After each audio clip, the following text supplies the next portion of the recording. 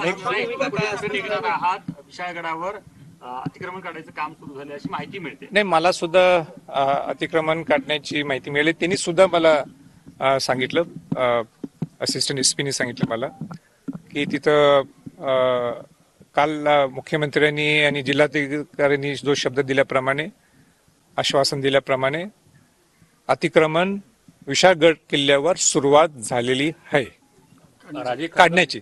अनेक शिवभक्तांच्यावरती गुन्हे दाखल झाले. या शिवभक्तांच्या पाठीशी आता तुम्ही कशा पद्धतीने उभा राहणार? आणि दुसरा विषय महत्वाचं, जे जातीय रंग देण्यात यायला लागलेलं आहे, तर पहिल्यांदा जर कोणाचं अतिक्रमण जर तिथनं निघालं असेल तर ते प्रकाश पाटील आहेत, वेल्लाळ आहे.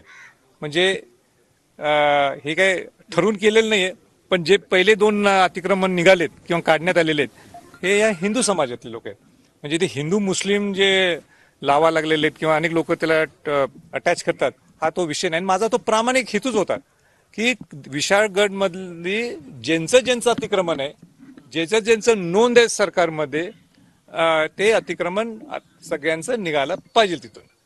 आणि ती भूमिका जी मी मांडली होती तिची सुरुवात आजपासून तिथं झालेली आहे. त्याच्यावर गुन्हा दाखल आहे की नाही अजून स्पष्ट केलं नाही. मात्र अनेक शिवभक्तांवर गुन्हे दाखल झाले, त्या संदर्भात काय भूमिका आहे, त्या संदर्भात काही बोललं आणि मुलांची धरपकड जी आहे त्याच्यामध्ये नाही, मी त्यांना हेच सांगितलं की जे त्यांना तुम्ही जबाबदार ठरता तर त्याच्यापेक्षा पहिलं जबाबदार मला धरा, माझ्यावर गुन्हा नोंद करा.